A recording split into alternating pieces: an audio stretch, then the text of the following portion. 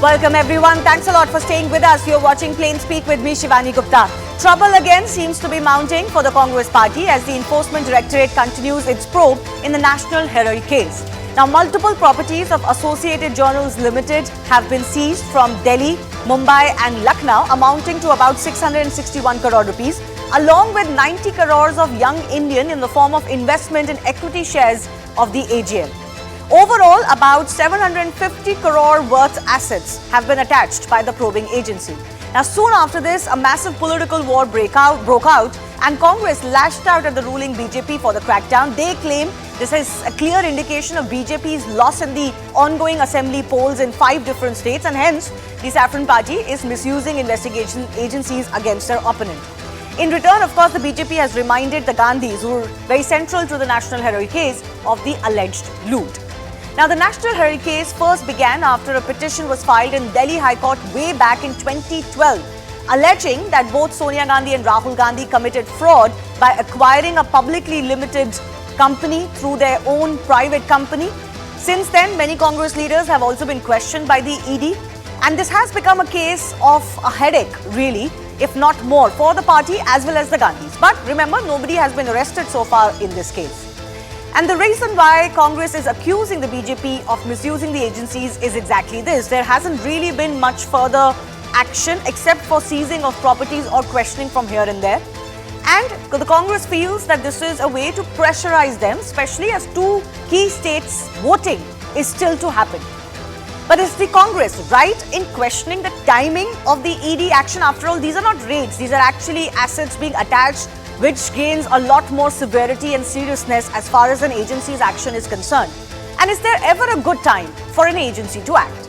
We take that question to our guests in just a bit, but first let me refresh your memory of the central issue concerning Young Indian and the AJL, the parent company of National Herald, the erstwhile newspaper. Now, the AJL took about 90.25 crore rupees in loan from the Congress party.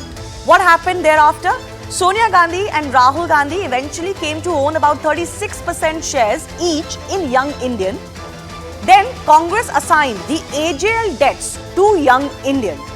Later, Young Indian took over AJL for just about 50 lakh rupees, by a payment of just about 50 lakh rupees, and in lieu of the remaining almost 90 crore, the entire shareholding of AJL was transferred to Young Indian. Now, not just that, with that, Young Indian came to acquire crores worth of AJL assets by paying just 50 lakh rupees. So this is what basically is the quote-unquote scam that Subramaniam Swamy, the petitioner in this case, has alleged. He has also alleged that the Gandhi family committed fraud by running a passport office on land given by the government to AJL only for publishing newspapers and earning rental income worth millions of rupees by doing that. In 2014, a metropolitan magistrate summoned the Gandhis and other Congress leaders in connection with this case, and the Gandhis had to file a petition to quash those summons. But in December 2015, Delhi High Court dismissed their petition and asked them to appear before court. Take a look at the observations that were made by the court back then. The court had gone on to say the modus operandi adopted to take control of AJL evidences a criminal intent. So prima facie, there was a charge and a case. The SC also stated that the main people in Congress, AJL and Young Indian are all the same, and hence the questionable conduct needs to be properly examined. The court therefore concluded that there are sufficient grounds for summoning the petitioners, which in this case were the Gandhis. Let's also take a look at the ED probe so far, or part of the ED probe so far, who all have been questioned as far as the Congress party is concerned. So Rahul Gandhi, the Congress MP, has been quizzed for nearly 54 hours in 5 days. This happened in June 2022 last year, and a huge ruckus was also caused by Congress workers when both Sonia Gandhi and Rahul Gandhi were called for questioning. Sonia Gandhi too was questioned for about 11 hours, spanned over 3 days. Mallikarjun Kharge, current Congress president, who was then an office bearer at Young Indian, was also questioned for about 12 hours over a period of 2 days. Pawan Bansal, interim treasurer of the Congress party, who was MD of AJL back then, was quizzed for 3 days. And DK Shivkumar, Karnataka Deputy Chief Minister currently, his brother DK Suresh, have both also been grilled for over 4 hours, and they had made a donation of unspecified amount to Young Indian in the past. So let me just break down the timeline once again. So this is the history of both Young Indian. It also gives you an idea of the people involved. So it's a curious case really. In November 2010, that's when Young Indian was established. It was registered by Sam Pitroda and Suman Dubey. Sam Pitroda, of course, is a close associate of Rahul Gandhi. In December 2010, Rahul Gandhi was then appointed the director of this company, and the Congress also agreed to transfer all of the AJL loans that were owed to it to Young Indian instead. In January 2011, Sonia Gandhi assumed the directorship of Young Indian. So both Sonia Gandhi and Rahul Gandhi have become central figures. By that time, they had come to control 36% shares each of Young Indian, which is why the sword is kind of hanging on their heads. February 2011, Young Indian borrowed 1 crore rupees from a Kolkata-based group. Same month, entire AGL shareholding was transferred to Young Indian. Now, this is where the crux of the alleged scam is. This transfer was in lieu of the 90 crore rupees that AGL owed to initially Congress party, and of course that debt was transferred to Young Indian. But a lot of the players, a lot of the faces are the same as the Delhi High Court remarked. In March 2011, Young Indian paid just 50 lakh rupees to Congress for that loan assignment. So the charge basically is this: by paying just 50 lakh rupees, you've come to acquire crores of worth of properties, and of course some other allegations as well. The question we're asking today though is this: the Congress is crying vendetta once again. They're also questioning the timing of this ED attachment. But is the timing issue ever valid criticism? Is that enough to take away the questions from this alleged scam?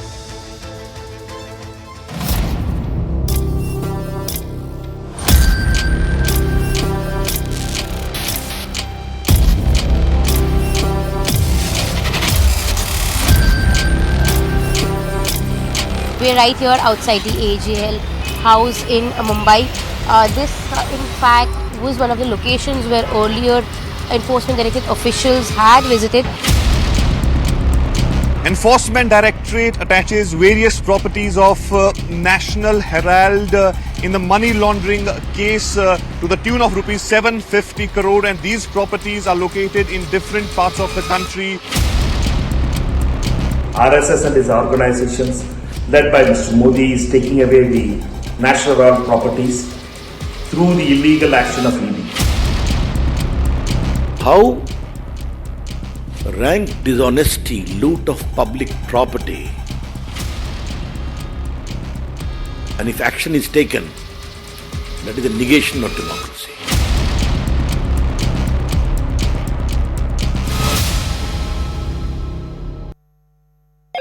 Hello, Moto.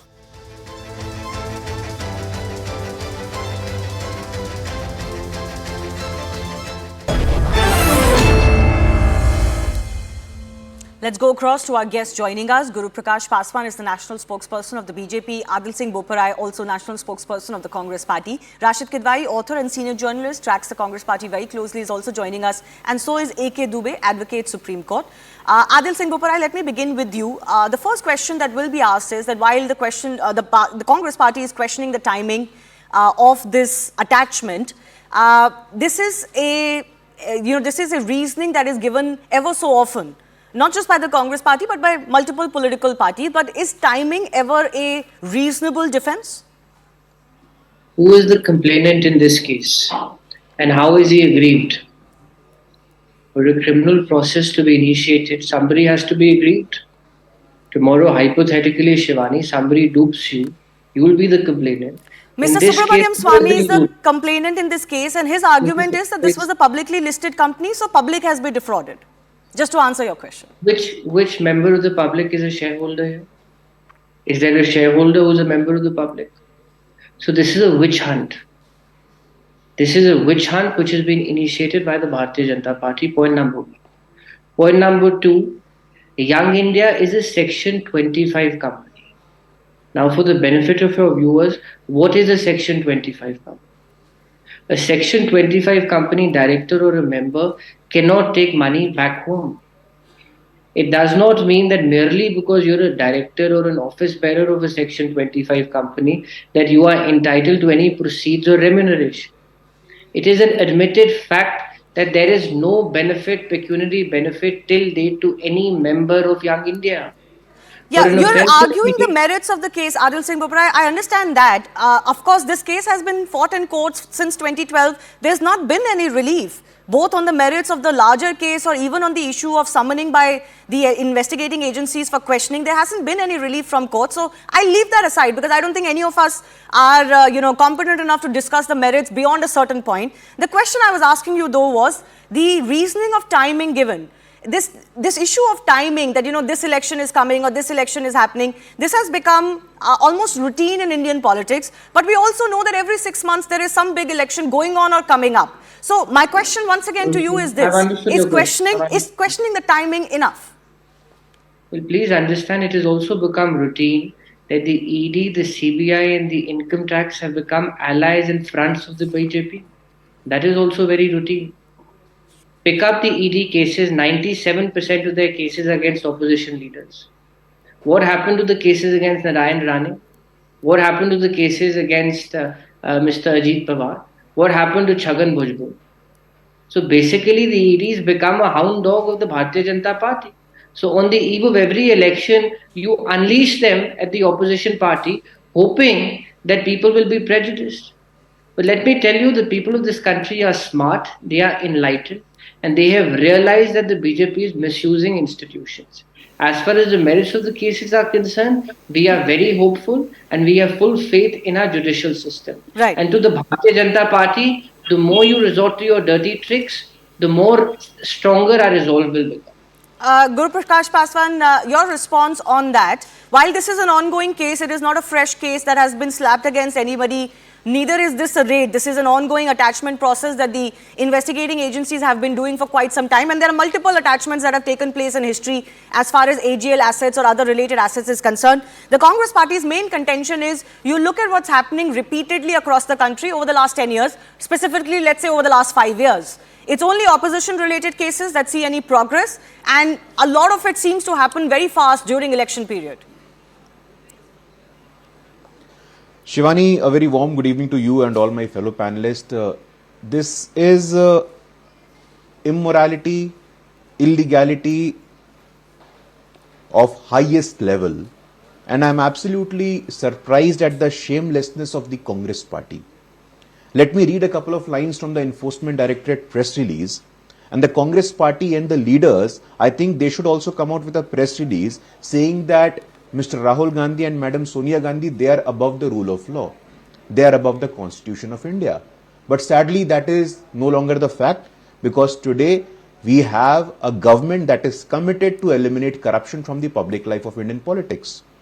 This press release, and I recommend my friends from the Congress party to go through a one-page, very short, concise and a precise press release wherein it is said that the ED initiated money laundering investigation on the basis of the process issued by the Honorable Court of Metropolitan Magistrate of Delhi after taking cognizance of a private complaint.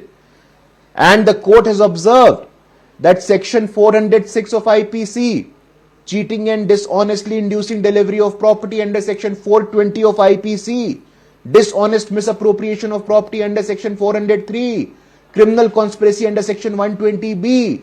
So we have to make this very clear that whenever the Congress party, it suits them, what did Mr. Rahul Gandhi and Madam Sonia Gandhi said? That we are not aware of the thing, but Mr. Moti Lal Vora took care of all the transaction. Now let me read the statement of Mr. Arun Vora, who is a Congress MLA, who is the son of late Mr. Motilal Vora. Mr. Arun Vora has said that these are baseless allegations. Rahul ji cannot make such allegations against my father. We have to understand one simple point, Shivani. The Young India is a company, is a special purpose vehicle, which is obviously the biggest beneficiary of the entire deal. They are owning more than 2,000 crores of property. And who owns Young India? 36% no, but of Adil the is saying this is a non-for-profit company, so nobody can eventually derive any benefit from those assets. Shivani, you know the relevance and significance of a non-for-profit company, but the people of India, they deserve to know who owns this non-for-profit company. The people of India must know that 36% of the share of Young India company is owned by Rahul Gandhi. Another 36% of Young India company is owned by Madam Sonia Gandhi. And Young India is the biggest beneficiary of the entire scam. So therefore, the biggest beneficiaries, Madam Sonia Gandhi and Mr. Rahul Gandhi. Well, Then where is the point? on the issue of benefit, impropriety of the highest order. Right, you didn't answer my question. I'll come back to you in just a bit. On the issue of benefit, before I go across to our other guests as well, Adil, one benefit that has been, brought in front of the court, which again was taken cognizance of the court, was the misuse of the properties in this case. Now, you may say you can't take these properties in your private name, you can never liquidate them as a private individual, so you can't benefit from them. But they were being used and rented out, and that income can be considered as wrong income, as the court also opined. That income is being utilized to run National Herald newspaper. Which only came to being after this case was filed, which was revived after this case was filed. Secondly, you know, when I was going into the merits, you stopped me from going into the merits. But I have a question for you and for the other panelists, and a larger question for all your viewers. Where is the ED when it comes to Narendra Tomar and his son? He's been caught on camera asking for bribes running to the tune of 1,000 crore rupees. Why is the media and the BJP maintaining stoic silence? That is videographic evidence. Where is the ED? The ED forgets that there is one Narendra Tomar and there is a video which is in public domain. The person on the other side of the video says he's been asking for money. There are allegations of hawala and allegations of movement of money to Canada. Where is the ED? Where is the media? Okay. Let Guru Prakash Paswan answer that. Muster the same courage. No, I was going to ask again, Mr. Paswan, the question of timing, and what seemingly the opposition suggests is one-sided use of the investigative agencies under the BJP government against only a particular set of parties and never really touching anybody concerned with the BJP. Please answer, Mr. Paswan. Shivani, before I address the two questions that you have raised, let me also complete my observation by quoting the observation of the court. The court has also observed that Young India was created as a sham to convert public money for personal use in order to acquire properties worth 2,000 crores. It is not the observation of a BJP spokesperson. It is the observation of the court. Point number one. Point number two. About the question of timings, you yourself answered, Shivani. India is a vibrant democracy. Every 3 months, every 4 months, there is an election. But does that mean the agencies should stop working? But what about the one-sidedness, the alleged one-sidedness of the agency action? Tomar, what about Tomar? What about Tomar? No. We have to, no, I did not speak when you were speaking, my friend from the Congress party. You should have the grace and patience to listen to other people as well. This is the absolute shamelessness of the Congress party as far as the ED is concerned. Shivani, let me make this very clear. More than 90% of the Enforcement Directorate cases are non-political. ED has attached properties worth rupees 1 lakh crore. So where does politics come? I don't understand. And I can give you 10 other names where Enforcement Directorate is doing their proceedings against BJP leaders as well. Mr. Dilip Jaiswal, Mr. Ajay Kumar, there are so many leaders. I did not speak when you were speaking, sir. I did not. No, sir. Shivani, ऐसे नहीं होता है. Shivani, I did not speak. Shivani, ऐसे नहीं होता है. You mentioned some names. One by one, please. You mentioned some names. Guru, please repeat the names. The names is what the Congress spokesperson is asking for. No. Shivani, you cannot. Shivani, I did not. Yeah, I would request all of you to not interrupt each other. I shouldn't have to do this, but I will make that request once again. Let's not interrupt each other. You will get your opportunity to pose your questions. Please give us those 10 names. Yes, Adil, you said that 5 times already. We heard you the first time. Let him go ahead. Let him go ahead so that we can hear him. Please. The first time he was doing so, we couldn't hear him. Let him go ahead. No. I think, Shivani, this is the true sanskar of the Congress party. When they are bereft of any logic, any factual assessment, they interfere. This is the intervention of the Congress party. This is the real sanskar. This is the feudalistic mindset of the Congress party. This is the sense of entitlement of the Congress party. You keep on interfering, sir, but you are not above the rule of law. You are not above the rule of law. I will give you 10 names. Mr. Ajay Kumar, Mr. Dilip Jaiswal, Mr. अरे भाई आप सुनो शिवानी ऐसे नहीं होता आप उनको बोलने नहीं Guruji I am giving you time okay इधर mute him No, I'm not going to mute anybody. I request everybody else to now patiently. I'll request everybody else to patiently listen. Yes, Guru, go ahead. I have to go to of properties that has Okay. been attached by the Enforcement Directorate. You cannot shoot the messenger. BJP leader Ajay Singh, BJP leader Dilip Jaiswal, BJP leader Dilip Kumar, all of them are suffering that. Even Mr. Mukul Roy, when he was in the BJP, he was being questioned. So you cannot have this argument. You are not above the rule of law, sir. You are not above the happened to the Constitution of case India, against sir. Mukul You Roy? are living in this What country. is the You have status to of the abide case by the against Mukul Roy once Constitution he of came India. You into the cannot picture? run away from that. Okay, You I have to cannot run pull away from away that. from both of you. They I'm don't sorry, show your too true much colors time. here. Too much time. I have What to go about across to our Narendra other Tomar? guests as well. As far What about as Narendra Tomar? let me go across to AK Dubey first. What AK about Dubey, as an Narendra advocate, Tomar? while a lot of allegations are made when, let's say, an investigative agency conducts a raid, the processes for acquiring or attaching properties has to be different. This has to be a little bit more serious and cannot be done willy-nilly just because an agency wants to do something. Am I correct? Could you tell us what the agency needs to do to be able to ratify the attachment of properties? See, this is a case which is instituted under the PMLA. The Enforcement Directorate, the powers of Enforcement Directorate have been upheld by the Supreme Court. Second, here the question is that how can a political party, bound by the provisions of the Representation of People Act, loan money at zero interest rate for commercial purposes? And the loan to Associated Journals Ltd did not violate the provisions of the Act, as the loan was to revive the newspaper with no commercial interest. Section 25, my brother Adil Singh Vora is saying that yes, it's a company which is registered for the trust for the charitable purposes. But here the question is, which is the whole controversy erupted on the basis of a court order, which travelled up to the High Court. Even the taxation matter went up to the Supreme Court. And now the second is, why did the AJL fail to pay off its debts by selling off some of its prized properties? A simple question every Indian would like to know, that how a debt of 90 crore can be retired for a consideration of 50 lakhs.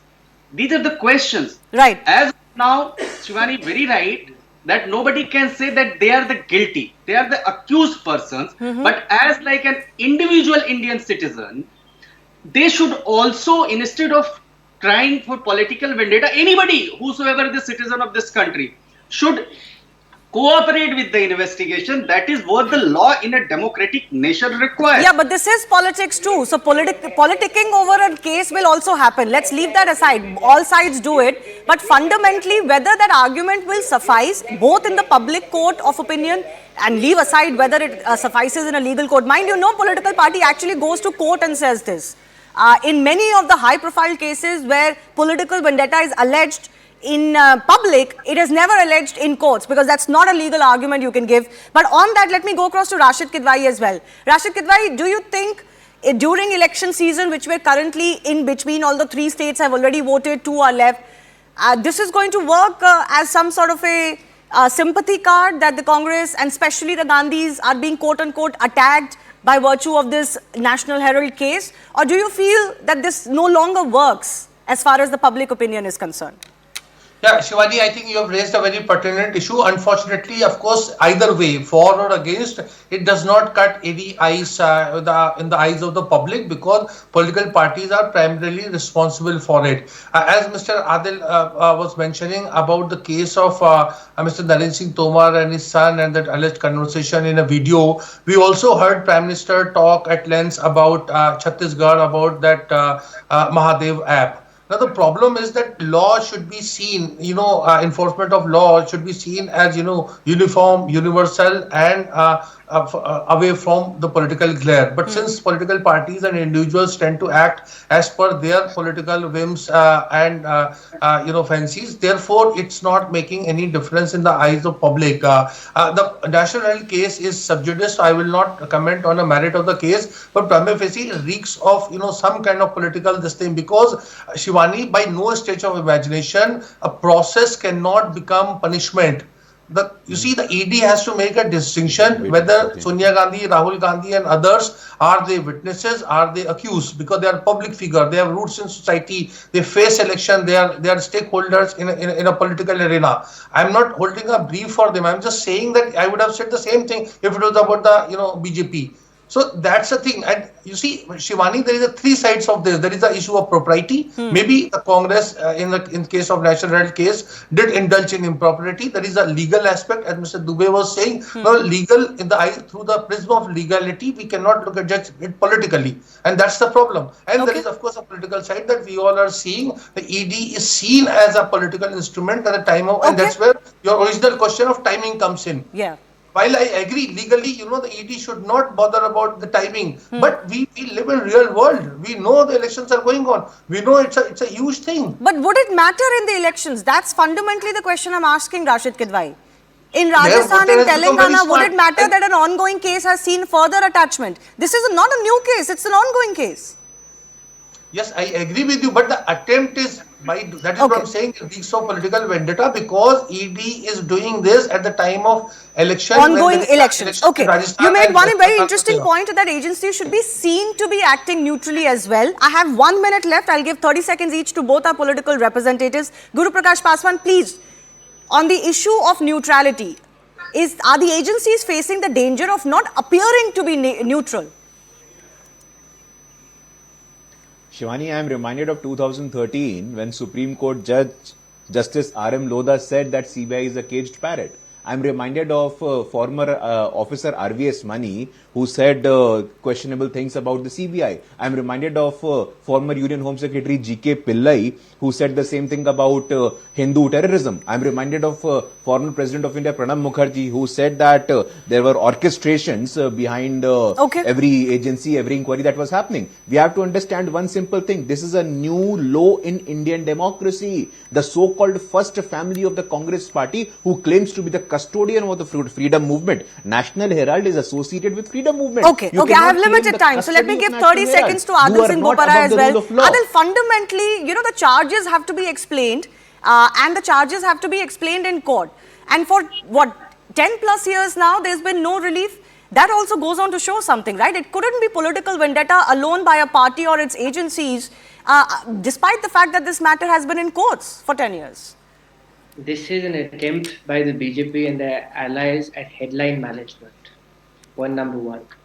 Point number two, this is a curious case where there is no benefit to any individual, where there are no proceeds of crime, where there is no 2,000 crores. One by one, please. Only Adil, please. I have 10 seconds. Rahul Gandhi is not above the law. I'm sorry, only Adil, 10 seconds, please. You have to understand. The BJP spokespersons lose their voice when somebody asks them questions about Narendra Tomar. They should at least respond, where is the Enforcement Directorate when it comes to Tomar and his son? Okay, I've run out of time. Merely become a hound dog of the BJP, which is used for political purposes. Having said this, the BJP is rattled. The BJP is rattled and the defeat is staring them at the face. Okay, hence, we'll see. In cahoots with their allies. We'll see about that, whether it will indeed have any effect as far as the voting pattern or, people's preferences in Rajasthan, Telangana, etc. is concerned. I do thank all of our guests for joining us.